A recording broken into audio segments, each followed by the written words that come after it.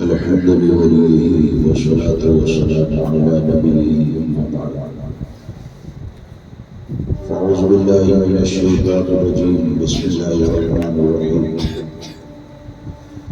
لا تجد قوما يؤمنون بالله واليوم الآخر يوادون من حاد الله ورسوله ولو كانوا آباءهم أو أبناءهم أو إخوانهم أو عشيرتهم أولئك كتب في قلوبهم الإيمان وأيدهم بروح منه صدق الله العظيم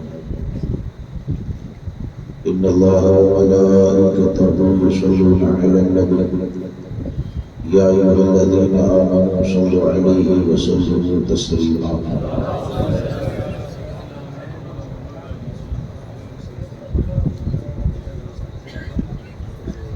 اللهم صل على سيدنا ومولانا محمد صلى الله تعالى عليه وسلم مختلف الألوان وتعاقب الأسرار وتقرر الجديدان واستقل الفرقدان وبلغ روحه وأرواح أهل بيته من التحية والسلام وبارك وسلم عليه كثيرا. معزز سامعین کرام و رفیقان گرامی، ہم اور آپ یہاں پر جشن میلاد النبی صلی اللہ تبارک و تعالی علیہ وسلم کی طرف منسوب پروگرام میں حاضر ہیں. کچھ عرض کرنے سے پہلے ایک دو باتیں عرض کر دوں، اور حقیقت یہی ہے کہ میلاد مصطفیٰ صلی اللہ تعالی علیہ وسلم منانا، ذکر و اذکار کرنا، یہ اسی وقت فائدہ دے گا جب ایمان سلامت ہوگا. اور ایمان اگر سلامت نہ رہے تو پوری دنیا اگر تم سے محبت کرنے لگے تو ان کی محبتیں یہ قبر و حشر میں نجات کا ذریعہ بننے والی نہیں.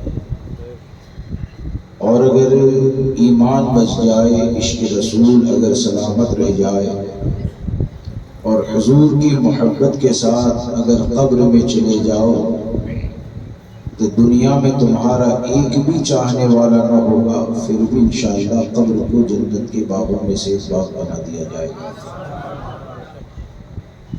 اس لیے ہماری کوشش یہ ہونی چاہیے کہ ہم اپنے دین، ایمان، عقیدے کی حفاظت کریں.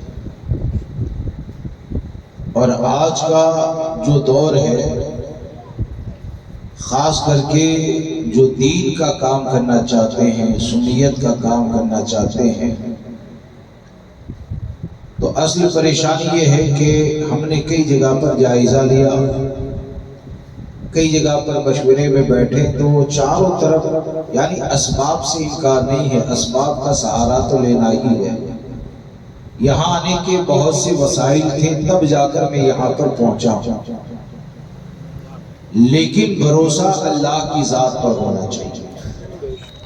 آقا کریم صلی اللہ تعالی علیہ وسلم کے عطا پر، حضور سرکار سیدنا غوث اعظم کی پشت پناہی پر ہونا چاہیے. اور آج کے دور میں اگر آپ یہ سوچتے ہیں کہ حق کا پرچم لے کر چلیں اور روزانہ ہزاروں آپ کے فالوورز بنتے جائیں، تو 100 سال پہلے امام احمد رضا نے یہ فرمایا تھا نا، ساتھی ساتھی کہہ کے پکارو. اعلیٰ حضرت نے کیا فرمایا تھا؟ 100 سال سے زیادہ کا عرصہ ہو گیا نا، تو اعلیٰ حضرت کیا فرماتے ہیں؟ ساتھی ساتھی کہہ کے پکارو، ساتھی ہو تو جواب آئے، پھر جنجلا کے سردے پٹکوں چل رہے مولا والی ہے.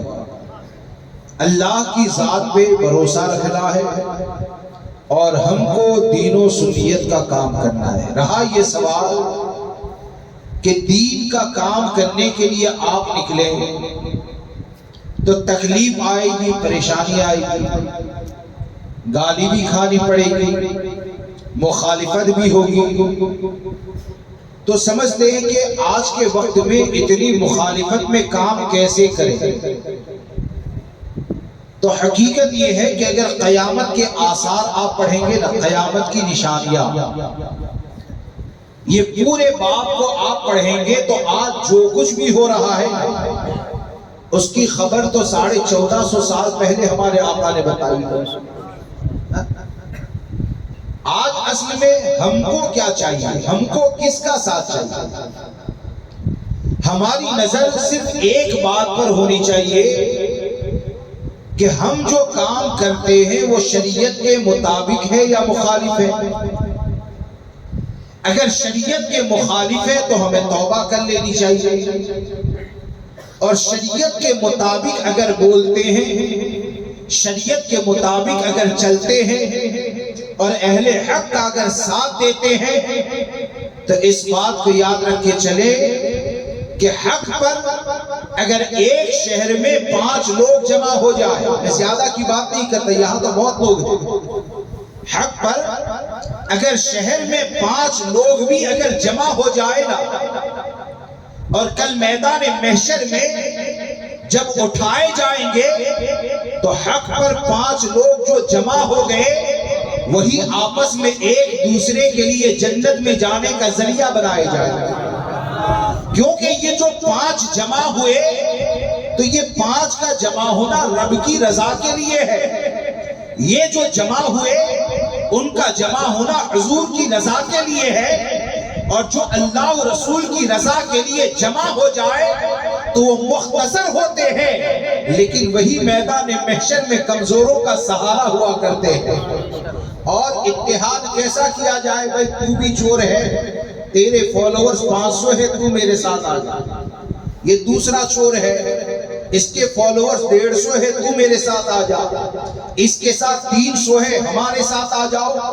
تو اس بات کو یاد رکھ کے چلے کہ شریعت کی مخالفت کرنے والے 5000 گروپ جمع ہو جائے اور لاکھوں لوگ اگر جمع ہو جائے تو ان کو یہ نظر آتا ہے ہم طاقتور بن گئے، ہماری طاقت بن گئی۔ حقیقت یہ ہے کہ یہ جب میدان محشر میں اٹھیں گے نا تو الاخلاء یومئذ بعضهم لبعض عدو، یہ ایسے دوست ہوں گے جو بعض کے دشمن ہوں گے۔ کیوں؟ کہ جب اللہ کی رضا کے لیے متفق نہیں ہوں گے، شریعت کے حکم پر جمع نہیں ہوں گے تو ہزاروں ہونے کے باوجود بھی میدان محشر میں کامیابی نہیں ہے۔ اور میرے تاج الشریعہ نے ہم کو یہ بتایا کہ سنی اہل سنت و جماعت پر اگر قائم رہ جائے اور بالفرض اگر وہ اکیلا ہو جائے تب بھی اسی کو ہی سواد اعظم کہا جائے گا، تب بھی اسی کو سواد اعظم کہا جائے گا۔ اب آپ دیکھیں میں جس شہر سے آیا ہوں، آج اصل میں کیا ہے کہ کامیابی کے لیے، حالانکہ کامیابی کے لیے مال کی بھی ضرورت ہے، کامیابی کے لیے افراد کی بھی ضرورت ہے، کامیابی کے لیے وسائل کی بھی ضرورت ہے، لیکن ہمارا عقیدہ کیا ہے؟ یہ سب وسائل اسی وقت کام آتے ہیں جب رب کامیابی دینا چاہے، اللہ کامیابی دینا چاہے تب وسائل کام آتے ہیں، اور رب تبارک و تعالیٰ اگر کامیابی نہ دینا چاہے تو ہزاروں اگر جمع ہو جائیں پھر بھی کامیابی ملنے والی۔ میں آپ کو ایک بات بتاؤں، شہنشاہ سورت حضرت سید جمال الدین رحمت اللہ تعالیٰ علیہ، جن کو خواجہ دانا کے نام سے یاد کیا جاتا ہے، یہ نقش بندی سلسلے کے بہت بڑے پائے کے بزرگ ہیں۔ توکل کسے کہا جاتا ہے؟ اللہ جس کی حفاظت کرنا چاہے تو اس کی حفاظت کیسے ہوتی ہے؟ ہم کو ضرورت یہ ہے کہ ہمارے عقائد کو اپنے دل کے اندر نقش کریں کہ خواجہ دانا رحمت اللہ تعالیٰ علیہ کے والد ماجد جو ہے نا وہ جنگ میں شہید ہو چکے ہیں جب آپ اپنی والدہ کی شکم مبارک میں تھے، اور جب آپ کی پیدائش ہوتی ہے تو جنگل میں، کہاں پر؟ جنگل میں خواجہ دانا رحمت اللہ تعالیٰ علیہ کی پیدائش ہوئی، اور چند دن کے یعنی 6 دن 8 دن یا بہت زیادہ تو 10 دن کے تھے کہ آپ کی والدہ کا انتقال ہو گیا۔ کیا ہو گیا؟ میری بات سمجھ رہے ہیں؟ آپ کی والدہ کا انتقال ہو گیا۔ اب جنگل آج سے تقریباً 450 سال پہلے کے جنگل، آج بھی اگر جنگل میں سے گزرنا ہے چل کے تو ہم بھی ڈرتے ہیں، ہم کو بھی ڈر لگتا ہے۔ اور وہ 450 سال پہلے کے جنگل، اور وہاں پر 8 یا 10 دن کا بچہ ہے۔ اب آپ مجھے بتائیں وہاں پر خواجہ دانا رحمت اللہ تعالی علیہ کی حفاظت کے لیے کون تھا؟ حضرت خواجہ دانا کے والد ماجد نے اپنے دوست کو خواب میں یہ بشارت دی کہ جاؤ جا کر جنگل میں میرے بچے کی حفاظت کرو، پرورش کرو۔ وہاں پر اس کی پیدائش ہوئی ہے اور ان کی والدہ کا انتقال ہو چکا ہے۔ تو غور سے سنیے کہ جب آپ کے والد ماجد کے دوست وہاں پر پہنچے تو انہوں نے کیا دیکھا کہ وہ جانور جو انسانوں کو کھا جاتے ہیں، ایسے چاروں طرف سے گول راؤنڈ بنا ہوا ہے، چاروں طرف سے ایسے گول راؤنڈ بنا ہوا ہے۔ تو دوست نے دور سے دیکھا تو یہ سمجھے کہ شاید بچے کو یہ جانوروں نے نقصان پہنچا دیا، لیکن جا کر جب ایسے بیچ میں دیکھا نا تو یہ دیکھتے ہیں کہ یہ جتنے بھی نقصان دینے والے جانور ہیں وہ خواجہ دانا پر پہرا دے رہے ہیں، اور بیچ میں ہندی خواجہ دانا کو دودھ پلا رہے ہیں۔ یعنی حفاظت کے جتنے بھی وسائل ہیں سب ختم ہیں، لیکن میرا رب اگر حفاظت کرنا چاہے تو جو نقصان دینے والا ہوتا ہے اللہ چاہے تو اسے بھی محافظ بنا دیتا ہے۔ تو آج کے وقت میں جو خوف کا ماحول ہوتا ہے، ایک بات کو یاد رکھ کر چلے، یہ زندگی ہے جانے کے لیے۔ یہ زندگی کس لیے ہے؟ یعنی لوگ اتنا ڈرتے ہیں کہ حق بولیں گے تو یہ ہو جائے گا، فلاں ہوگا تو یہ ہو جائے گا۔ تو کیا اگر حق بولنا چھوڑ دیں گے تو کیا ایسا ہے کہ قیامت تک زندہ رہو گے؟ بخار میں مرو گے، ایکسیڈنٹ میں مرو گے، اٹیک میں مرو گے، کسی میں مرنا ہی تو ہے نا۔ جان ہے جانے کے لیے اور ایمان ہے بچانے کے لیے۔ یہ جان اگر چلی جائے اور ایمان اگر بچ جائے تو قبر میں جانے والے کے لیے دنیا کچھ بھی کہتی رہے، لیکن ایمان کے ساتھ جائے تو بقول امام احمد رضا ایمان والا تو تنہا ہو کر بھی قبر میں جاتے وقت یہی کہے گا کہ خاک ہو کر عشق میں آرام سے سونا ملا، جان کی اکسیر ہے الفت رسول اللہ۔ بات سمجھ میں آ رہی ہے؟ اگر سمجھ گئے ہیں تو اب میری آگے کی گفتگو کو سماعت فرمائے کہ دوستان محترم، ہم اگر کامیابی حاصل کرنا چاہتے ہیں تو ہم اس بات کو اپنے دل میں نقش کر لیں کہ مخلوق میں ہمارے اوپر سب سے زیادہ اگر کوئی احسان کرنے والی ذات ہے تو وہ ہمارے نبی کی ذات ہے۔ ہمارے آقا صلی اللہ تعالیٰ علیہ وسلم سے بڑھ کر مخلوق میں کوئی بھی ہمارے اوپر احسان کرنے والا نہیں۔ سب سے زیادہ ہمارے اوپر کسی کا حق پایا جاتا ہے تو وہ آقا کریم صلی اللہ تعالیٰ علیہ وسلم کا حق پایا جاتا ہے۔ اور جو عملی طور پر، یعنی ایسا نہیں کہ میلاد مصطفیٰ صلی اللہ تعالیٰ علیہ وسلم کے موقع پر گھر کے اوپر قمقمے تو لگائے گئے لیکن اسی قمقموں کی روشنی میں دیوبندی کے لیے دسترخوان بچھایا جاتا ہے، ایسے نہیں۔ گھر میں تو جھنڈا لگا ہوا ہے لیکن یہ کہ دیوبندیوں کو لڑکیاں دی جاتی، اس طرح نہیں، بلکہ حضور سے ایسی محبت کرے کہ اپنے عمل سے یہ بتائے جو امام احمد رضا نے کہا کہ انہیں جانا، انہیں مانا، نہ رکھا غیر سے کام، للہ الحمد میں دنیا سے مسلمان ہو گیا۔ اگر ایسی محبت ہوگی تو تنہا ہوگی تب بھی کامیابی تمہارے لیے ہے۔ آپ دیکھیں کہ صحابہ کرام رضوان اللہ تعالیٰ علیہ اجمعین کی جماعت وہ آقا کریم صلی اللہ تعالیٰ علیہ وسلم سے کیسی محبت کرتے تھے، اور انہوں نے اپنی کامیابی کی ضمانت کہاں پر تلاش کی؟ اور آج ہم اتنے کمزور کیوں ہیں؟ آج اصل میں معاملہ یہ ہے کہ برساتی میڈک کی طرح ہزاروں زمین فروش کھڑے ہو گئے قائد بننے کے لیے، ہزاروں زمین فروش کھڑے ہو گئے، اور سوچتے کیا ہے کہ بھئی جب غیر مسلم اتنے مخالف ہیں، یہود و نصارہ اتنے مخالف ہیں، فلاں اتنے مخالف ہیں، تو کہتے ہیں کہ اب دیوبندی وہابی سے اتحاد ہو جانا چاہیے، معاذ اللہ، اب دیوبندی وہابی کے ساتھ نرمی کو اختیار کر لینا چاہیے۔ تو بولے کہ کیا ہوگا؟ بولے کہ افراد زیادہ ہو جائیں گے، لوگ زیادہ ہو جائیں گے نا تو کامیاب ہو جائیں گے۔ کس میں کامیاب ہوں گے؟ جان بچانے کے لیے۔ تو جان بچ گئی، اور جان بچانے میں اگر کامیاب ہو گئے اور اگر ایمان نہیں بچا تو آپ مجھے بتائیں اس جسم کے ساتھ 500 سال زمین پر چلتے رہے، حقیقت میں وہ مردہ بن کر ہی زندگی گزارنا ہے۔ اور اگر اتحاد نہ کیا گیا اور اکیلے رہے اور ایمان پر اگر موت آ گئی تو وہ موت ایسی ہے کہ قبر میں جانے کے بعد بھی اللہ زندگی عطا فرمائے گا، قبر میں جانے کے بعد بھی اللہ زندگی عطا فرمائے گا۔ پہلے تو آپ مجھے ایک بات کا جواب دیں، اصل میں میرا ذہن بھی آج بہت کنفیوز ہے، آپ کے سامنے کیا عرض کروں، کچھ باتیں یاد آتی جاتی آپ کے سامنے عرض کرتا جاتا ہوں۔ کہ پہلی بات تو یہ بتائیے، قرآن و حدیث کے حکم پر عمل کرنے سے کامیاب ہوں گے یا ناکام؟ ارے بولیے، سب مل کر جواب دیں۔ قرآن و حدیث نے ہم کو جو فارمولا دیا اور قرآن و حدیث نے ہم کو جو تعلیم دی، تو قرآن کے حکم پر عمل کرنا یہ کامیاب کرتا ہے کہ ناکام کرتا ہے؟ کامیاب کرتا ہے۔ حدیث پر عمل کرنا یہ کامیاب کرتا ہے۔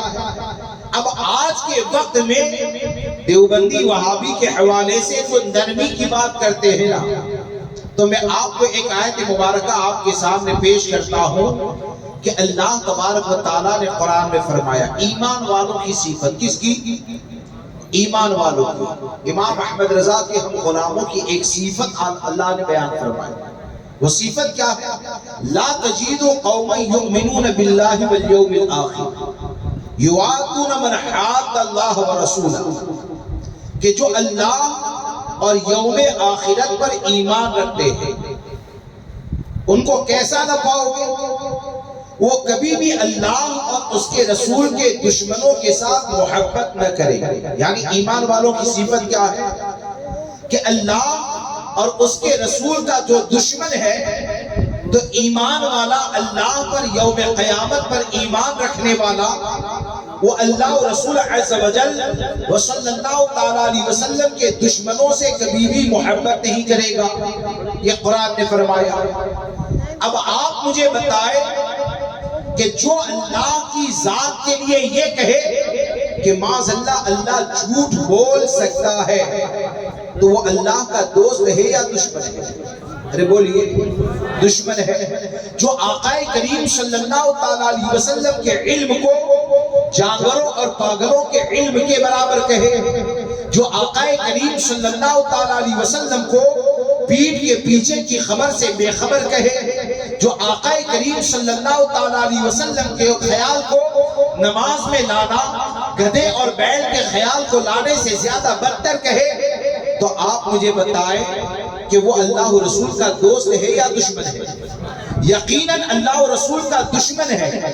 اب ایسے دیوبندی وہابی جماعت والے، تو کوئی یہ کہتا ہے کہ مولانا ہماری برادری میں دیوبندی ہے، تو اگر برادری کو چھوڑ دیں گے تو برادری کمزور ہو جائے گی۔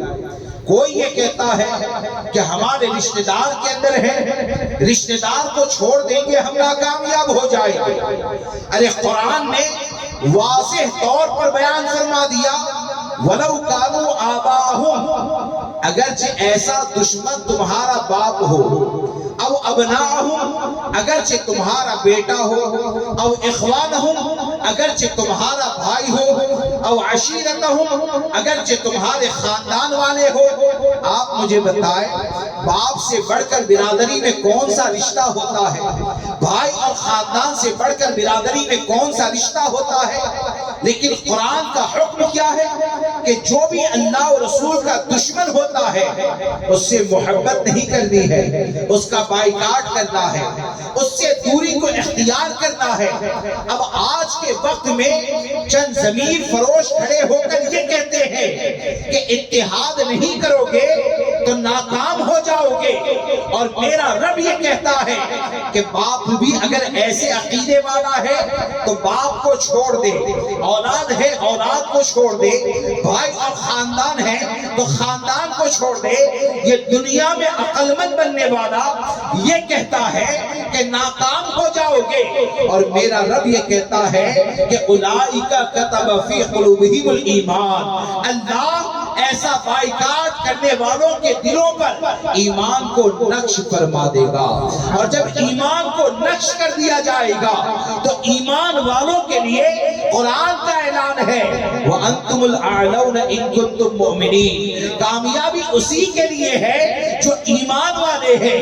کیا سمجھ میں آیا؟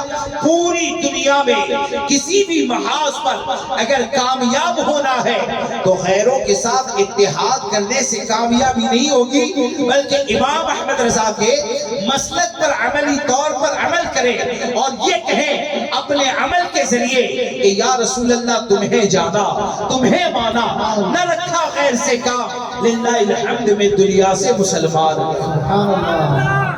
بات سمجھ میں آ رہی؟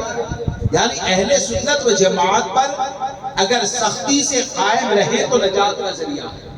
آپ دیکھیے کہ ہم کمزور کتنے زیادہ ہوتے ہیں، یعنی آج کے دور میں جو نرمی کی بات کرتے ہیں، یعنی اتحاد کی جو بات کرتے ہیں، وہ اپنے گھر میں اتحاد نہیں کر پاتے۔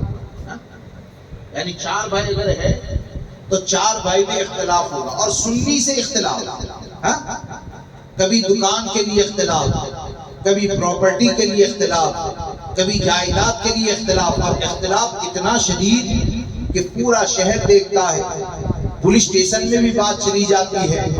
تو آپ مجھے بتائیں کہ جب گھر والوں کے ساتھ پراپرٹی کے لیے لڑتے ہو تو کیا مفتی صاحب سے مسئلہ پوچھ کے لڑتے ہو؟ کہتے ہیں حضرت ہم کمزور ہیں، ہمارے پاس طاقت نہیں۔ کہاں پر طاقت نہیں ہے؟ جہاں پر حضور کی محبت اور سرکار صلی اللہ تعالیٰ علیہ وسلم کی عزت و ناموس کے لیے جہاں پر کسی سے اختلاف کرنا ہے تو کہتے ہیں مولانا ہمارے پاس طاقت نہیں ہے، ہمارے اوپر رحم کرے۔ اور وہی رحم کی بھیک مانگنے والا اپنی دکان کے لیے اختلاف بھی کرتا ہے، مارا ماری کی طاقت بھی آ جاتی ہے، پولیس اسٹیشن میں کیس بھی ہوتا ہے، کئی مرتبہ جان بھی جاتی ہے، لیکن جان جانے کے بعد بھی اتحاد نہیں ہے۔ تو سوال یہ پیدا ہوتا ہے کہ یہ اتنی لڑائیاں مفتی صاحب سے فتویٰ پوچھ کے کرتے ہو، اتنی لڑائیاں کیا علماء سے مسئلہ پوچھ کے کرتے ہو؟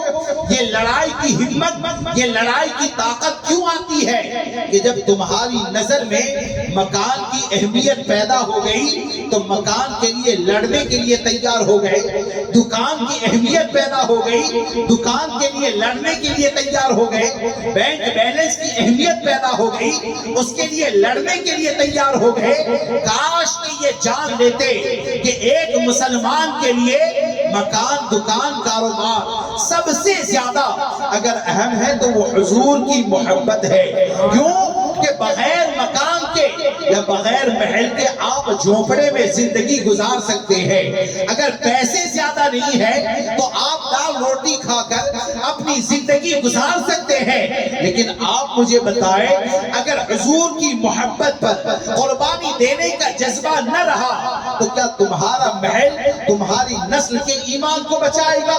کیا تمہارا بینک کا بیلنس جو ہے وہ تمہاری نسل کے ایمان کو بچائے گا؟ ارے ایمان بچے گا تو اگر دل میں عشق مصطفیٰ اگر سلامت ہے تو وہ روڈ پہ اگر تنہا مر جائے گا تب بھی انشاءاللہ جنت کا محل اللہ اسے عطا فرمائے گا۔ کیوں کہ زندگی کا مقصد یہ ہے کہ ایمان اگر سلامت ہے تو وہ تو یہی کہے گا کہ لہد میں عشق رخے شہ کا داغ لے کے چلے، اندھیری رات سنی تھی چراغ لے کے چلے، تیرے غلاموں کا نقش قدم ہے راہ خدا، وہ کیا بہک سکے جو یہ سراغ لے کے۔ نعرہ تکبیر، نعرہ رسالت، جشن عید میلاد النبی، مسلک اعلیٰ حضرت، بستی بستی قریہ قریہ، نعرہ تکبیر، جان عالم کانفرنس۔ آپ دیکھیے میں آپ سے ایک بات عرض کروں کہ صحابہ کرام کا جو عشق، یہ دین جو ہم تک پہنچا ہے نا، اتنی آسانی سے نہیں پہنچا ہے۔ اصل میں بات یہ ہے کہ ہم کو وراثت میں دین ملا، ہم کو وراثت میں دین ملا۔ میں آپ کو ایک بات بتاؤں، کسی مسئلے میں ذہنی طور پر بہت پریشان تھا، تو محمود غزنوی رحمۃ اللہ علیہ کا نام سنا ہے؟ اور محمود غزنوی نے 17 مرتبہ سومناتھ پر حملہ کیا تھا، اور وہ ویراول پربھاس پاٹن کی سرزمین پر بار بار جانا رہتا ہے، تو ذہنی طور پر میں کچھ پریشان تھا، اور وہاں پر بہت بڑا شہیدوں کا قبرستان ہے، یعنی سرکار مفتی اعظم رحمۃ اللہ تعالی علیہ اس قبرستان میں جو راستہ بنایا گیا ہے نا، اس راستے پر بھی قدم نہیں رکھتے تھے۔ حضرت یہ فرماتے تھے کہ یہ پورا قبرستان شہیدوں سے بھرا ہوا ہے۔ تو میری گاڑی ایسے گزر رہی تھی، اچانک میرے دل کے اندر خیال آیا، کیونکہ ہم کو سب سے زیادہ فکر بیوی بچوں کی رہتی ہے، ذرا سا مسئلہ کہ میرے بچوں کا کیا ہوگا، میری بیوی کا کیا ہوگا، میرے خاندان کا کیا ہوگا۔ تو میں بھی انسان ہوں، تو میرے ذہن میں بھی وہی سب چیزیں چل رہی تھی۔ تو اچانک میں نے یہ دیکھا کہ ادھر سیدھے ہاتھ کی طرف شہیدوں کا قبرستان، الٹے ہاتھ کی طرف شہیدوں کا قبرستان۔ تو ایک ہمت ملی، اچانک میرے دل کے اندر یہ خیال آیا کہ اتنے سب شہید ہونے والے دوسرے ملک سے آئے۔ کہاں سے آئے؟ دوسرے ملک سے آئے، تو یہ بھی تو کسی کے بچے ہیں۔ ان میں سے بہت سے ایسے ہیں کہ جن کی شادیاں ہو گئی ہوگی، بہت سے ایسے ہیں کہ جن کے معاملات یہ ہوں گے کہ ان کے گھر پہ چھوٹے بچے ہوں گے، اور یہ یہاں پر شہید ہو کر دفن ہو گئے، شاید ان کا بچہ یا ان کا باپ کبھی فاتحہ پڑھنے بھی نہیں آیا ہوگا، یا ان کے گھر والوں کو یہ پتہ بھی نہیں ہوگا کہ یہ زمین کے اس حصے میں دفن ہے۔ تو آپ نے کبھی غور کیا اتنے سب نے اپنی جانوں کو کیوں قربان کیا؟ دین ہم تک پہنچانے کے لیے قربان کیا، اور دین قربان پہنچانے کے لیے ہم تک جب انہوں نے یہ سب قربانیاں دی ہے، تو ہماری ذمہ داری کیا ہے کہ ہمارے بزرگوں سے سچی محبت ہے تو ہم دین کو پھیلا تو نہیں سکتے ہیں، کم سے کم انہوں نے جس چراغ کو جلایا ہے اس چراغ کی حفاظت تو کر لیں، اس دین کی حفاظت تو کر لے۔ اور دین کی حفاظت یہ ہماری طبیعت یا ہماری خواہش کے ذریعے نہیں ہوگی، بلکہ دین کی حفاظت کرنی ہے تو شریعت کے ہر حکم کو دل سے لگانا ہوگا۔ کیا کرنا پڑے گا؟ شریعت کے ہر حکم کو دل سے لگانا ہوگا۔ اب آپ ذرا دیکھیں کہ ہمارے اسلاف نے کتنی قربانیاں عطا فرمائی کہ حضرت حبیب بن زید رضی اللہ تبارک و تعالی، یہ کون ہے؟ ایک صحابی رسول ہے، اور مسیلمہ کذاب کا نام سنا ہے نا؟ یعنی جس طرح غلام احمد قادیانی نے نبوت کا دعویٰ کیا، اس نے بھی نبوت کا دعویٰ کیا، اور یہ دیوبندی جماعت وہ ہے جنہوں نے دروازہ کھولا، حالانکہ ان کے کھولنے سے کھلنے والا نہیں، لیکن کھولا انہوں نے گھس کو گیا قادیانی، یعنی سرکار صلی اللہ علیہ وسلم کی خاتمیت کا انکار کیا۔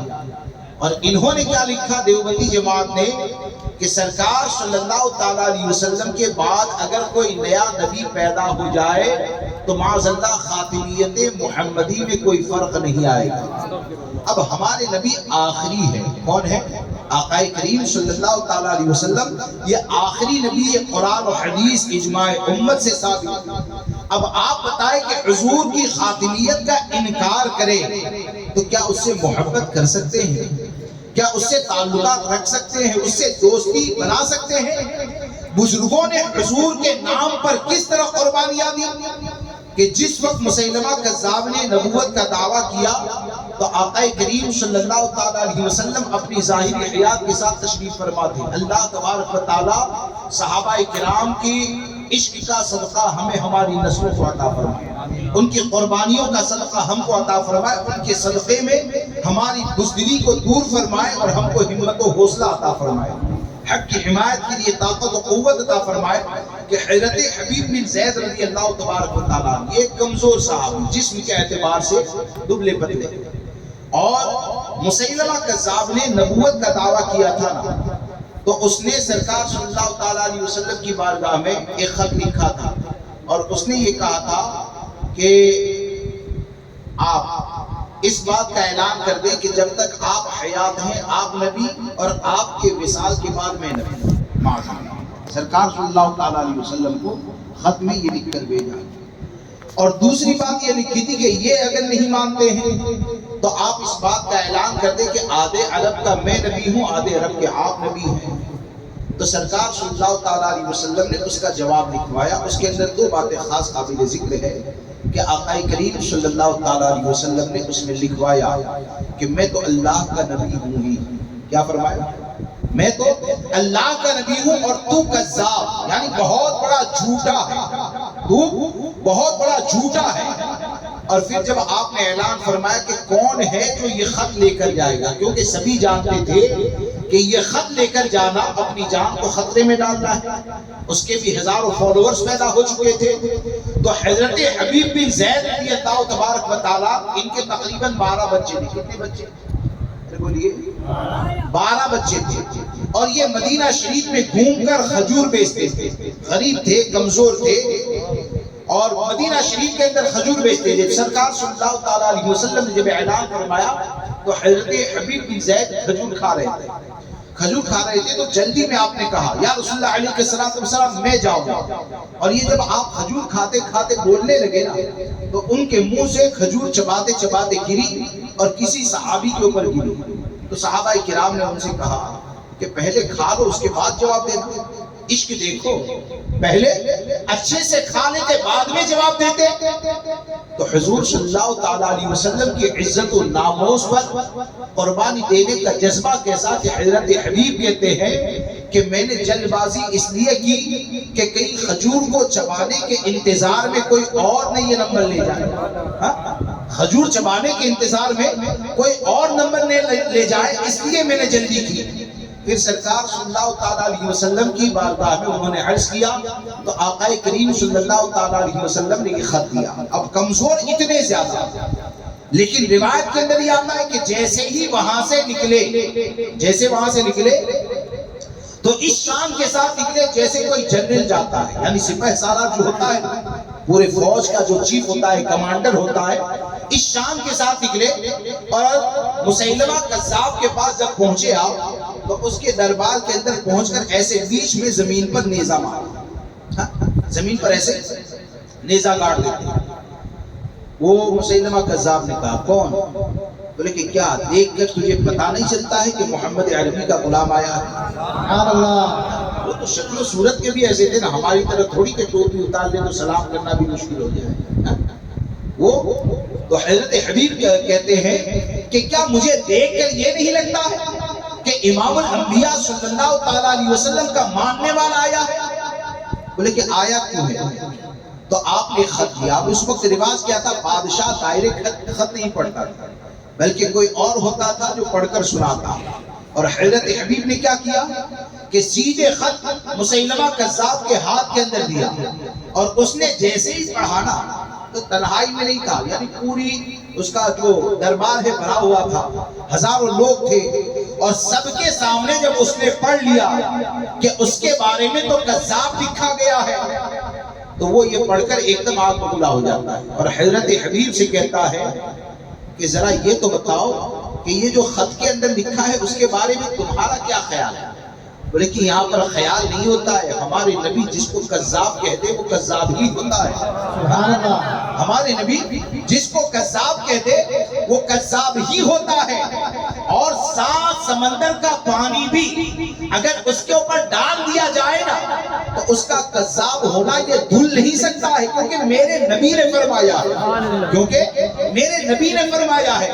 تو اس وقت اس نے جو کہا تھا اور حضرت حبیب بن زید نے جو کہا تھا، اللہ ہم سب کو ان کے عشق کا صدقہ عطا فرمائے، کہ اس وقت مسیلمہ کذاب نے کہا تھا کہ تو نے یہ بول تو دیا، ذرا پلٹ کر دیکھ تو صحیح کہ پیچھے میرے جو کھڑے ہیں وہ کتنے میرے سپاہی تلوار، نیزہ، برچھی وغیرہ لے کر کھڑے ہیں، ذرا پلٹ کر دیکھ۔ تو حضرت حبیب کہتے ہیں تیرے فوجیوں کو پلٹ کر کیا دیکھوں، میں جب گھر سے نکلا نا تو کچھ میرے بچے وہ ہیں جو ابھی دودھ پیتے ہیں، کچھ بچے وہ ہیں کہ جنہوں نے ابھی زمین پر چلنا سیکھا ہے۔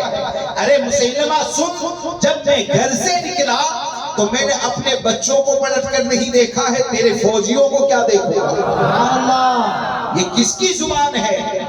یہ دین ہم تک جو پہنچا، یعنی ان کے لیے آقا کریم صلی اللہ تعالیٰ علیہ وسلم کے ختم نبوت کا مسئلہ ایسا تھا کہ حضرت حبیب کا پہلا بازو شہید کیا جاتا ہے. پوچھتے ہیں حبیب کیا کہتے ہو؟ بولے کہ وہی کہتے ہیں جو ہمارے نبی نے فرمایا. دوسرا بازو شہید ہوتا ہے، حبیب کیا کہتے ہو؟ وہی کہتے ہیں جو ہمارے نبی نے فرمایا. گردن کے اوپر تلوار کو رکھا جاتا ہے تو حضرت حبیب کہتے ہیں کہ کیا تم یہ سمجھتے ہو کہ گردن پر تلوار آنے سے ہم ڈر جائیں گے؟ ارے تو جس راہ پر مجھے لے جا رہا ہے، میں شہادت کی موت مرنے جا رہا ہوں نا، تو یہ تو وہ موت ہے کہ جس کے لیے حبیب روزانہ فجر سے پہلے دعا کیا کرتا ہے. تو یہ کس نے دین پہنچایا؟ اب وہاں پر ختم نبوت کا معاملہ آ جائے تو وہ اپنے بچوں کی پرواہ نہیں کرتے ہیں اور دین کی حفاظت کرتے ہیں. یہ دین ہم تک پہنچاتے ہیں. اور آج لوگوں کی کمزوریاں یہ ہو گئی کہ دیوبندی کی یہ عبادتیں ہونے کے باوجود بھی ان کو اگر گلے سے لگایا جائے تو یقین جانے کہ دیوبندی وہابی کو گلے لگانے کے بعد مال تمہیں کامیاب نہیں کرے گا، کاروبار تمہیں کامیاب نہیں کرے گا، افراد تمہیں کامیاب نہیں کریں گے. اگر کامیاب ہونا ہے تو اپنی خواہشات کو قدم مصطفیٰ پر قربان کر دو. آقا کریم صلی اللہ تعالیٰ علیہ وسلم کی محبت میں قربان کر دو. اور ہمارا فیصلہ اپنے نفس سے نہیں ہونا چاہیے، ہماری خواہش سے نہیں ہونا چاہیے، بلکہ میرے تاج الشریعہ کی آواز میں آواز ملا کر یہ کہو کہ جو پیا کو بھائی اختر وہ سہانا راگ ہے، جو پیا کو بھائی اختر وہ سہانا راگ ہے، جس سے ناخوش ہو پیا وہ راگ بھی اچھا نہیں.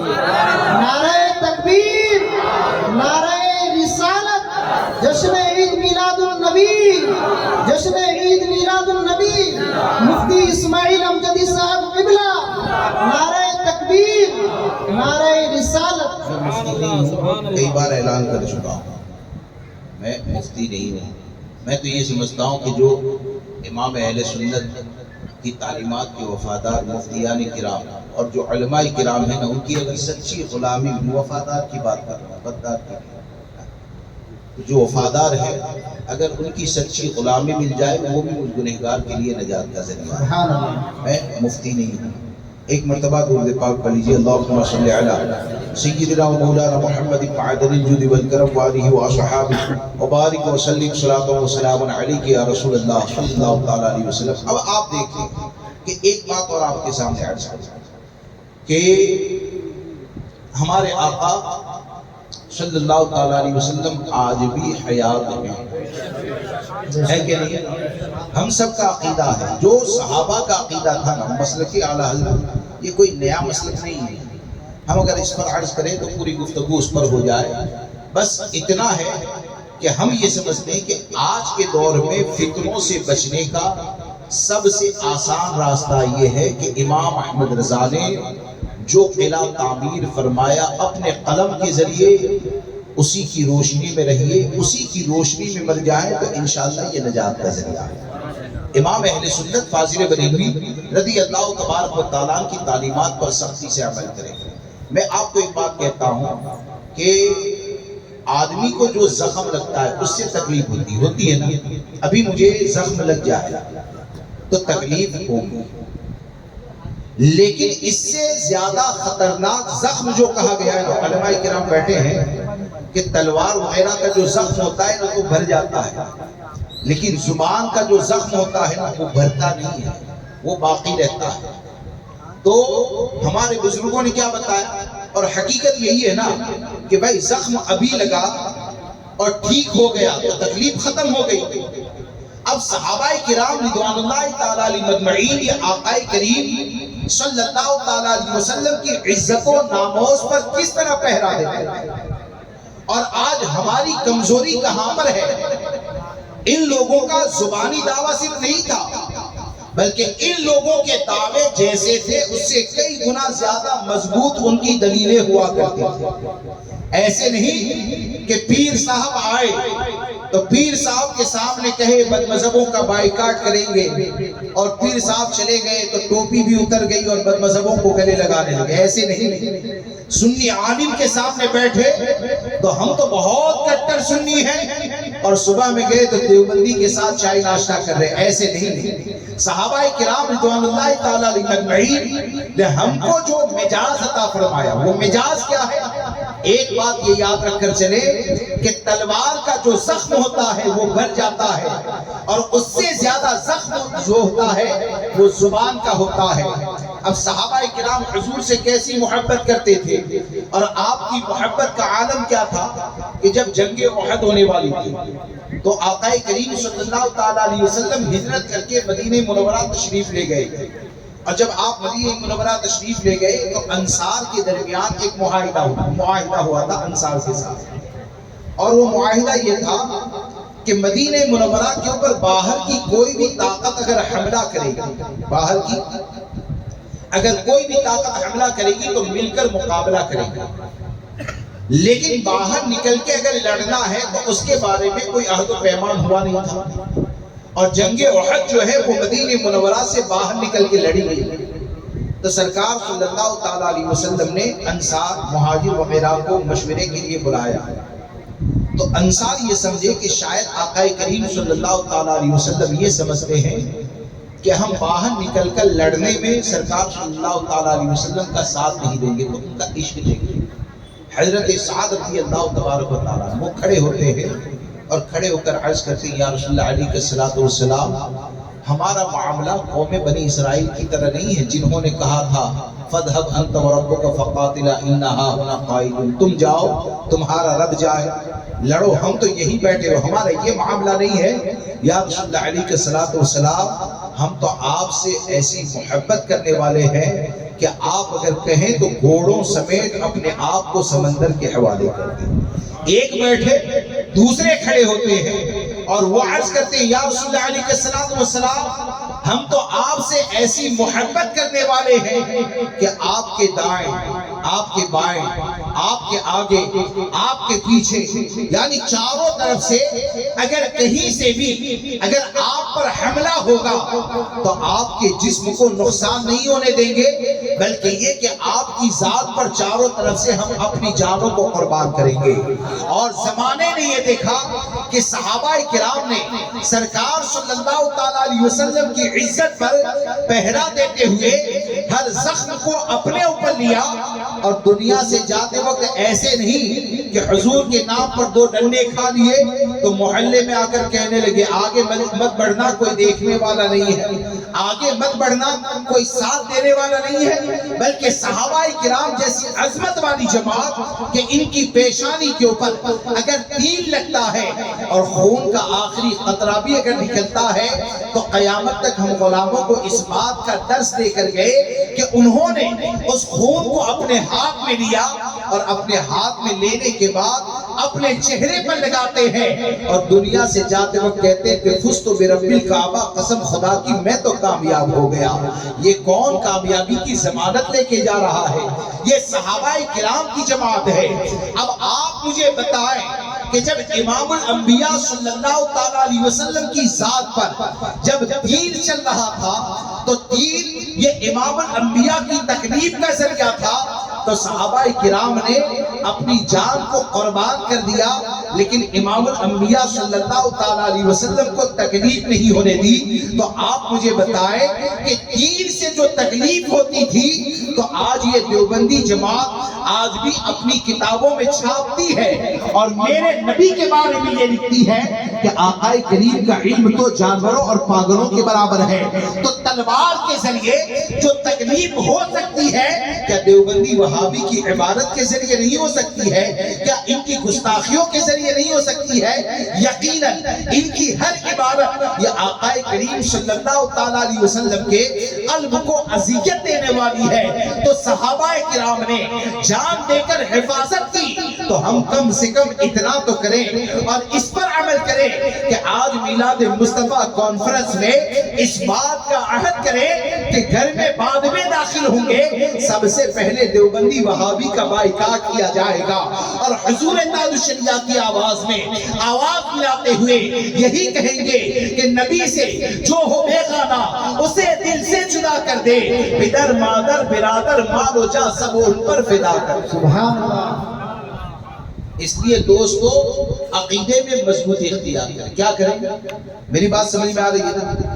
عقیدے میں مضبوطی اختیار کریں۔ اور آج کے دور میں یہ جو بار بار کہا جاتا ہے بد مذہبوں سے قریب ہونے کے بارے میں یا بد مذہبوں کی صحبت کے بارے میں، اور بعض لوگ ایسا سوچتے ہیں، حالانکہ یہ حقیقت ہے کہ دیوبندیت اور وہابیت یہ جو پھیلی ہے نا، یا رافضیت، یعنی جتنے بھی باطل فرقے ہیں وہ سب پھیلے ہیں تعلق کی بنیاد، اس کی بنیاد تعلقات کی بنیاد پر پھیلے ہیں۔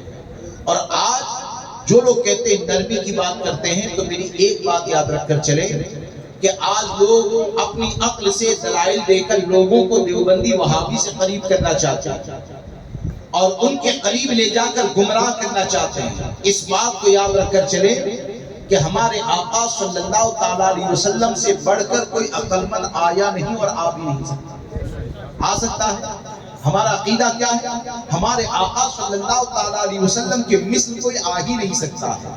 ہمارے آقا جیسا حسین و جمیل، آقا کریم صلی اللہ تعالیٰ علیہ وسلم جیسا عقل مند کوئی آیا بھی نہیں، آ بھی نہیں سکتا۔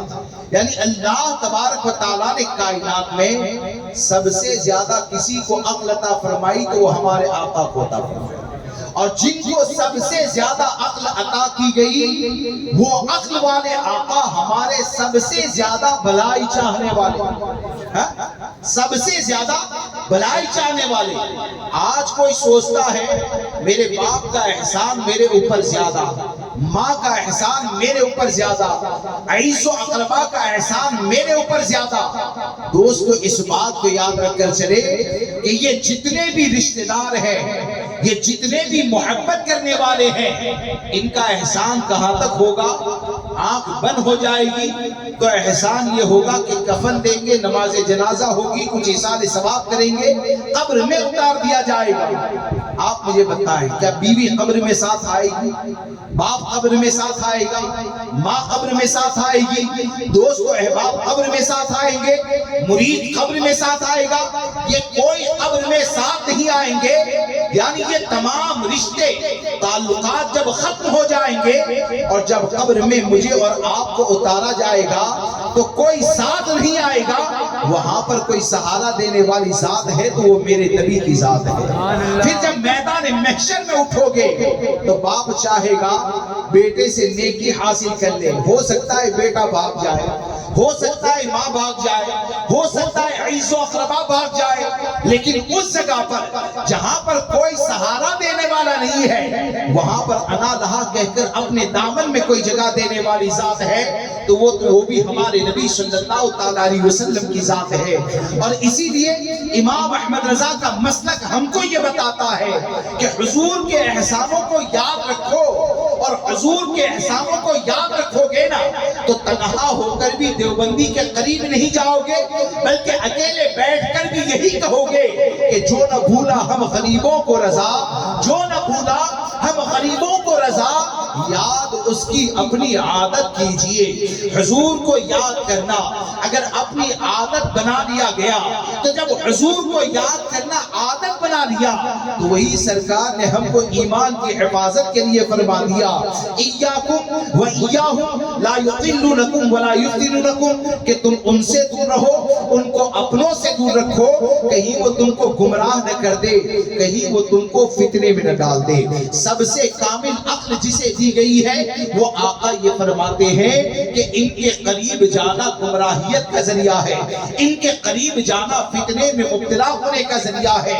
اب کوئی ڈاکٹر بن کر آئے، کوئی پی ایچ ڈی کر کر آئے، کوئی انجینئر بن کر آئے، یا پوری دنیا کی عقل کو جمع کر دیا جائے تو ہم تو اتنا ہی جانتے ہیں کہ یہ دنیا والوں پر ہم ایمان نہیں لائے ہیں بلکہ حضور کی ذات پر ایمان لائے ہیں۔ پوری دنیا کی بات کو ٹھکرا دیا جائے جائے گا اور فرمان مصطفیٰ کو دل سے لگایا جائے گا، اور جو حضور کے فرمان کو دل سے لگاتے ہوئے تمام بد مذہبوں سے دور ہو جائے گا تو وہ تو یہی کہے گا کہ جب دنیا سے جائے گا کہ انہیں جانا، انہیں مانا، نہ رکھا خیر سے کام، للہ الحمد میں دنیا سے مسلمان گیا۔ سبحان اللہ۔ اس لیے یہ تمام بد مذہبوں سے دوری اختیار ہے۔ اور آخر میں چلتے چلتے چند باتیں آپ کے سامنے عرض کر دوں کہ جو آج کا دور ہے نا دوستو، بڑا پرفتن دور ہے۔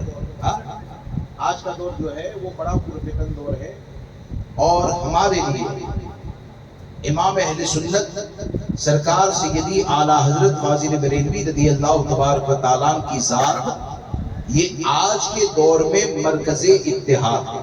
کیا ہے؟ آج کے دور میں یہ مرکز اتحاد ہے۔ امام اہل سنت سے جو اتحاد کریں ہمارا اتحاد اس سے، لیکن زبانی اتحاد نہیں، عملی طور پر اتحاد ہونا چاہیے۔ صرف زبانی اتحاد کی بات نہیں کر رہا ہوں، عملی طور پر جو امام اہل سنت سے اتحاد کرتا ہے وہ ہمارے ہیں، اپنے ہیں۔ آج کے دور میں ہزاروں آپ کو ایسے نمونے مل جائیں گے، جبہ دستار پہن کر آ گئے، علامہ کہلواتے ہیں، نہ جانے کیا کیا کرتے ہیں، اور معاملہ کیا ہے کہ حضور تاج الشریعہ رحمت اللہ تعالیٰ علیہ کی بارگاہ سے دور کرنے کی کوشش کی جاتی ہے۔ اس بات کو یاد رکھ کر چلیں کہ ہم نے حضور تاج الشریعہ سے محبت کی ہے، ان کی حقانیت کی بنیاد پر کی ہے۔ حضور تاج الشریعہ نے پوری زندگی پریشانیوں کو برداشت کیا ہے ہمارے دین کی حفاظت کے خاطر۔ ماضی قریب میں آپ دیکھیں نا، ارے کہلوانے کو علامہ یہ آسان ہوتا ہے، مولانا کہلوانا یہ آسان ہوتا ہے، لیکن لفظ مولانا کی جو ذمہ داریاں ہیں نا اس کو ادا کرنا یہ مشکل ہوا کرتا ہے۔ اب جو خود فتنوں میں مبتلا ہوتا ہے، جو خود فتنوں میں مبتلا ہو وہ لوگوں کو کہتا ہے ہم کو مولانا کہو۔ ارے مولانا کہلوانا ہے تو تیری ذمہ داری، عالم کی ذمہ داری جو آقا کریم صلی اللہ تعالیٰ علیہ وسلم نے 1450 سال 1500 سال پہلے بیان فرمائی، تو علماء کی ذمہ داری کیا بیان کی گئی کہ علماء یہ فتنوں کو ہوا نہیں دیتے ہیں، علماء یہ فتنوں میں گرفتار نہیں ہوتے ہیں، بلکہ علماء کا حال یہ ہوتا ہے کہ وہ فتنوں کا مقابلہ کیا کرتے ہیں، وہ فتنوں کا مقابلہ کیا کرتے ہیں۔ اور حضور تاج الشریعہ سے ہم جو اتنی زیادہ محبت کرتے ہیں نا، تو حضور تاج الشریعہ سے محبت کی وجہ، حضور تاج الشریعہ سے محبت کا سبب یہ ہے کہ میرے تاج الشریعہ نے شریعت کا حکم سنانے میں کبھی کسی کا چہرہ نہیں دیکھا ہے، میرے تاج الشریعہ نے کسی کا خاندان نہیں دیکھا ہے، میرے تاج الشریعہ نے یہ مجھ سے کٹ جائے گا، دور ہو جائے گا، میرے تاج الشریعہ نے یہ نہیں دیکھا ہے، بلکہ میرے تاج الشریعہ کی پوری زندگی یہ اس بات پر گواہ ہے کہ اپنے جد امجد کے اسی شعر پر عمل کیا کہ دہن میں زباں تمہارے لیے، بدن میں ہے جان تمہارے لیے، ہم آئے یہاں تمہارے لیے، اٹھے بھی وہاں تمہارے لیے۔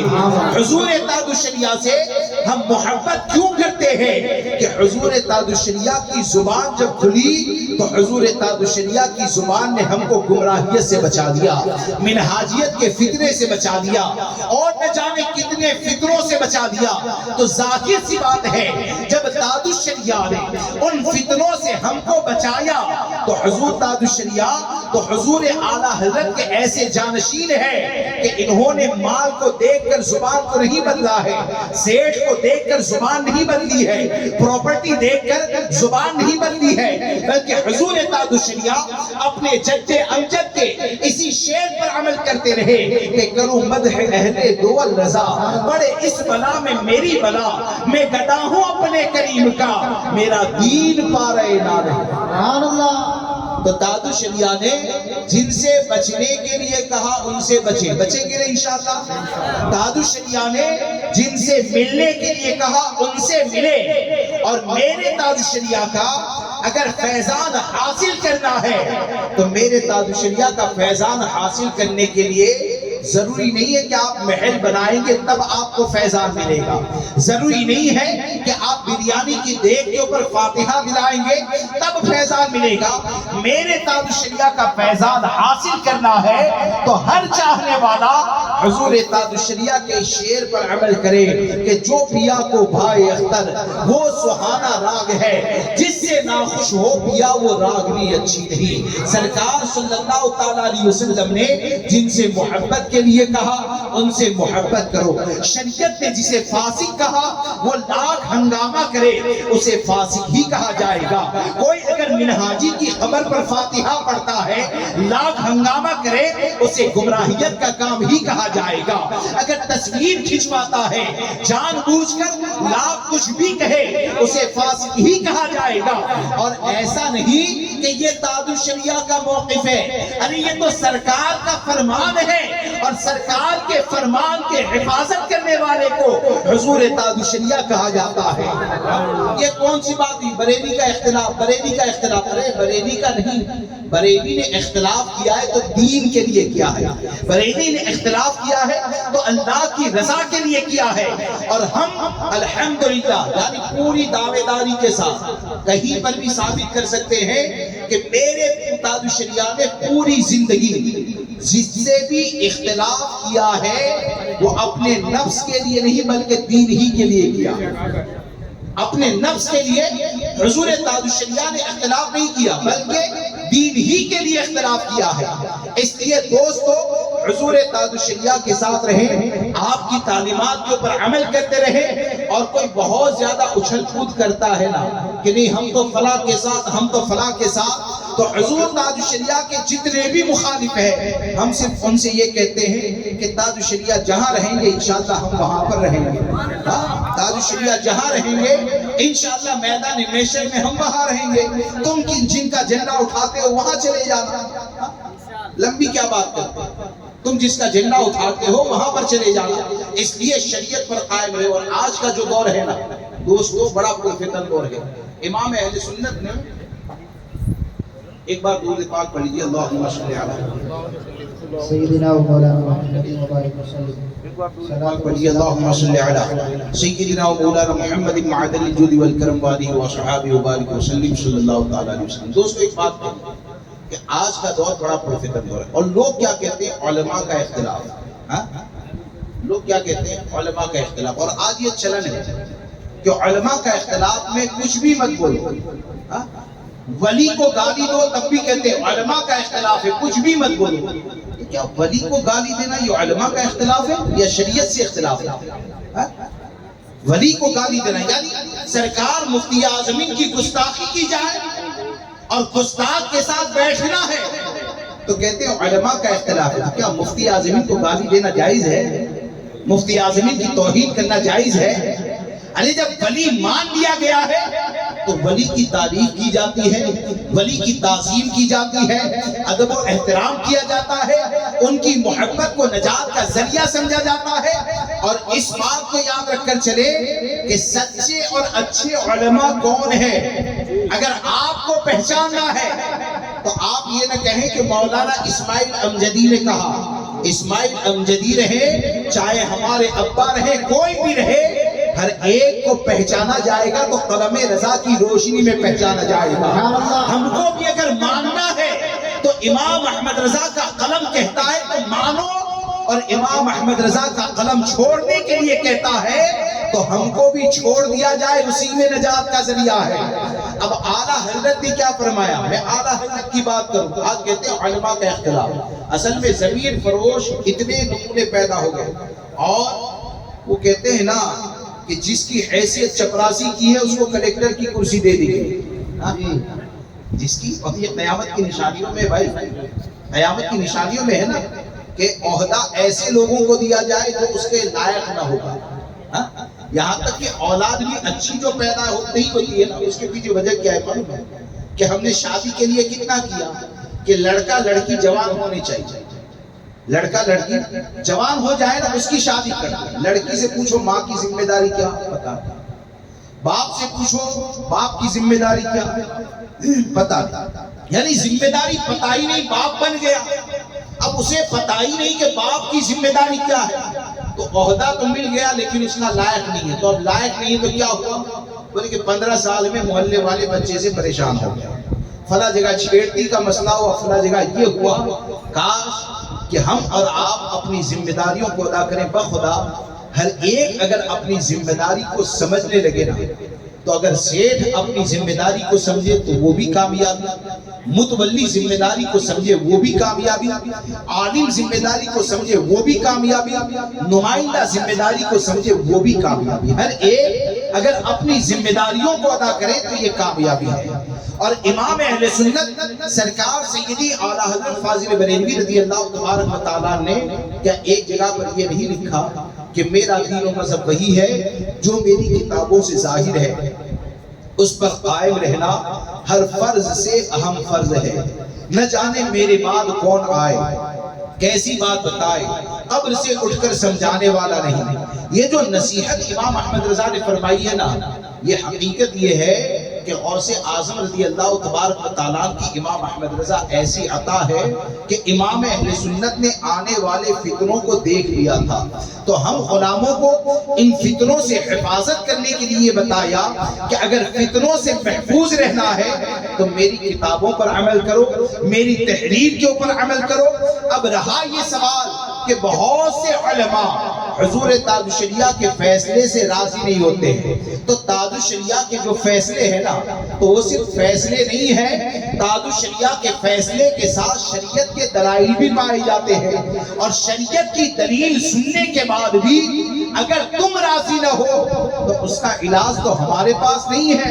میرے تاج الشریعہ کا ہر فیصلہ یہ شرعی احکام کے ساتھ بیان کر دیا گیا ہے، کس سے کیا اختلاف ہے۔ میرے تاج الشریعہ نے کسی اختلاف کو اکیلے نہیں چھوڑا ہے، بلکہ اختلاف کو بھی بتایا ہے اور وجہ اختلاف کو بھی بیان کر دیا گیا ہے۔ تو جس کو سمجھنا ہے سمجھ لیں، اور آج بھی اپنے گناہوں سے توبہ کریں، تاج الشریعہ کے دامن کرم میں آئیں، اور تاج الشریعہ کے دامن کرم میں رہتے ہوئے مسلک اعلیٰ حضرت پر قائم رہے، تو انشاءاللہ یہاں پر بھی کامیابی ہے، میدان محشر میں بھی کامیابی۔ سبحان اللہ۔ اور جن لوگوں نے یہ پروگرام رکھا، اللہ تبارک و تعالیٰ ان کو دونوں جہاں کی بھلائی عطا فرمائے، ہم سب کو آپ کو مقصد میں اخلاص عطا فرمائے۔ ہم سب مل کر ایک بات کو یاد رکھ کر چلے کہ ہماری محبت، ہمارا تعلق، ہمارا آپس میں ملنا، یہ سب کا سب اللہ کی رضا کے لیے۔ کس کے لیے؟ اللہ کی رضا کے لیے۔ اگر اللہ کی رضا کے لیے جڑے نہ تو مختصر ہوں گے تب بھی میدان محشر کی کامیابی ہمارے لیے۔ دنیاوی مقصد، دنیاوی مفاد کے لیے نہ جڑیں، اللہ کی رضا کے لیے جڑیں۔ اور حضور تاج الشریعہ نے ہم کو یہی بتایا، امام اہل سنت نے ہم کو یہی تعلیم عطا فرمائی، اور بالخصوص یہ کہ جتنے بھی باطل فرقے والے ہیں ان سب کا بائیکاٹ کریں۔ اللہ تبارک و تعالیٰ مجھے آپ کو سب کو عمل کی توفیق عطا فرمائے۔ بولنے میں جانے انجانے مجھ سے کوئی بھی غلطی ہو گئی ہو تو آپ سب کو گواہ بنا کر توبہ کرتا ہوں۔ استغفر اللہ ربی من کل ذنب واتوب الیہ، لا الہ الا اللہ محمد رسول اللہ صلی اللہ تعالی علیہ وسلم۔ السلام علیکم ورحمۃ اللہ۔